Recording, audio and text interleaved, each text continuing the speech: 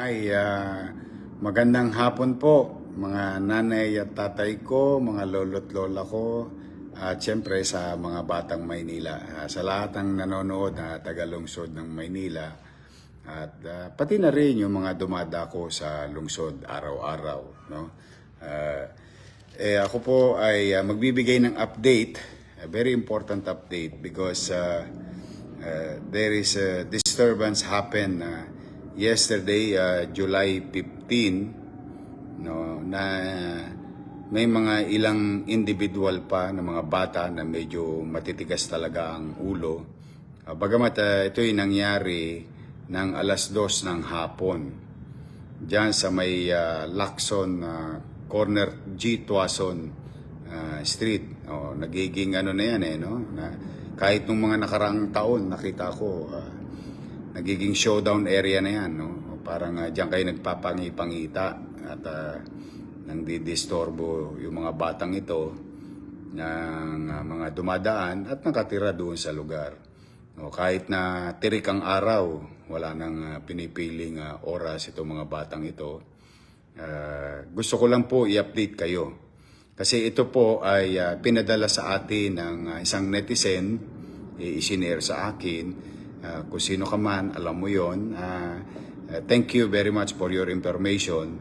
And because of that, ito nagba-viral na video na to ng Rumble. I think 100,000 plus views na ang nangyayari, na napanood sa tungkol sa pangyayari.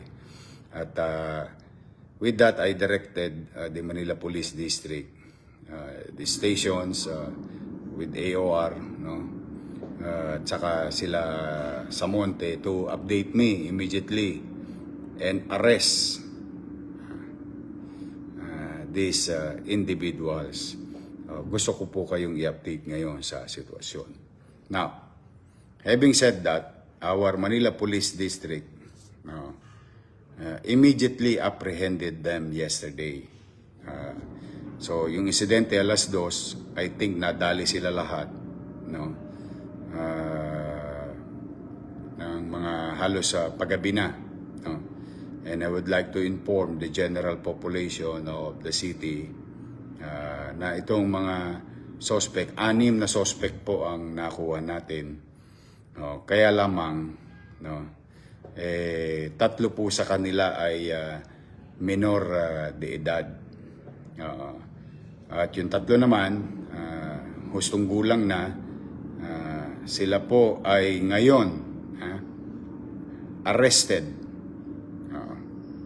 Ang mga pangalan ng mga may edad na, si Oliver Tamayo Villanueva, male, single, 20 years old. Shane Paul Mente E. Corolio, 21 years old. And James Nueva E. Lapinid, 28 years old. Puro unemployed, madalit salita, tambay. At yung 3 minor naman, na naisoli na rin sa magulang kagabi, ay in fact pumasok na sa eskwela kanina palayaw na lang po ang ibibigay ko sa inyo, yung si Islao, si Choco at si Jasper. So gusto ko lang po kayong i-update na ang mga apprehending officer natin, DMRU personnel led by PC Moises U. Balmes, together with Pat Jomar E. Magos and Patrolman Patrick Ludwig and Mercado under the supervision of Police Captain James F. Dumangas. Sa pamumuno ni Police Lieutenant Colonel Arwin D.S. Nacional ng Station 14. So, yun po ang update para po sa mga nagtatanong.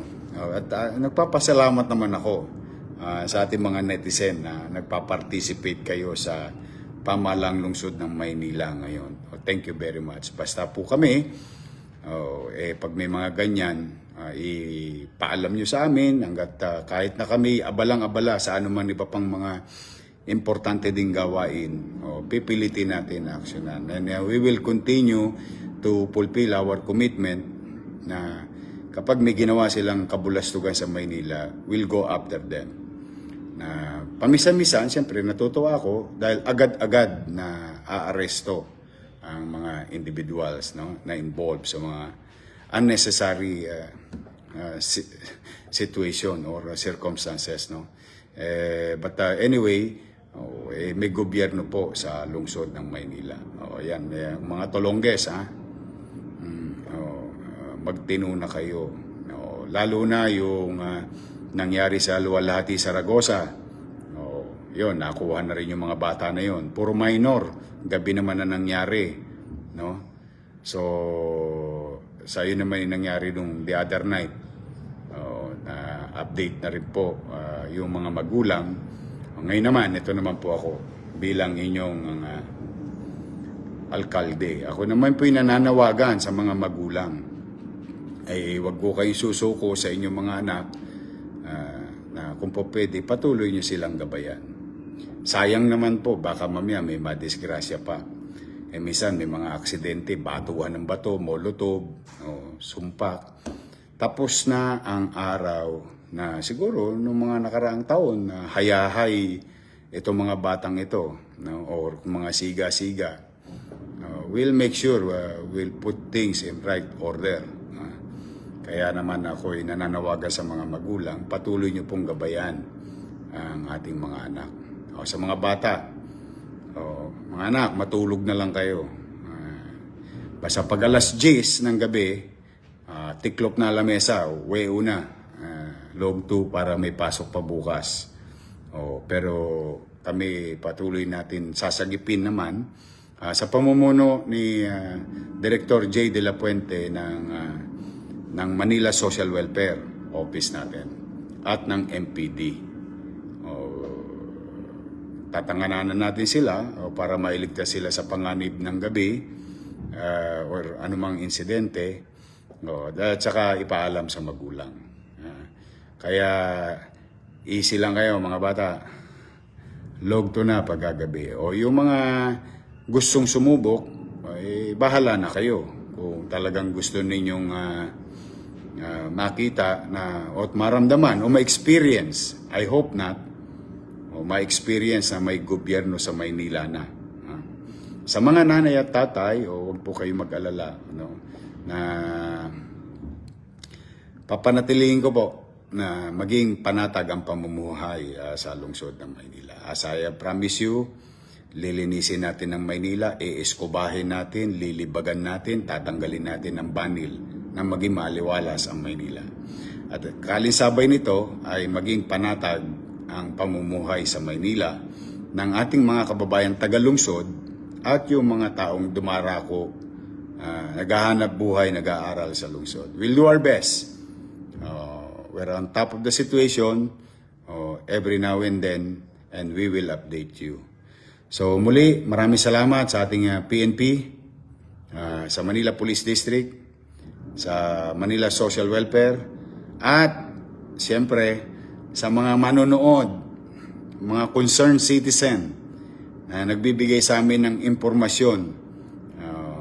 We will do our best to address it, whether health problem, abuse from the city government employees, or mga unnecessary incidents or criminal activities. Huwag ko kayong mahiya. Katulad ng binanggit ko kanina, pinasalamatan ko, hindi ko na po binanggit ang pangalan niya. Patuloy ko pong pangangalagaan naman yung mga impormasyong ibinibigay nyo sa akin at ang inyong pagkakakilala.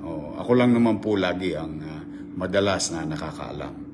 At ibinibigay ko naman sa mga ahensya without your identity para tugunan.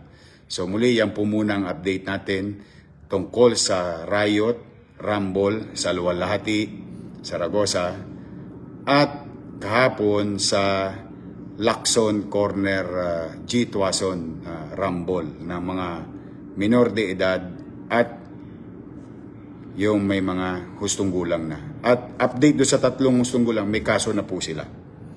Pinailan po sila ng alarm and scandal. Yan, yung mga lahat ng kaso, siyempre, babaton natin. Papapanagutin natin sila, lalo't sila ay nasa usunggulan at may pananagutan sila. So muli maraming salamat, mga batang Maynila, mga minamahal kong senior citizen, lolo't lola ko, nanay tatay ko, at sa mga taong dumarako sa Maynila. O kita tayo ulit mamaya, at tatrabaho.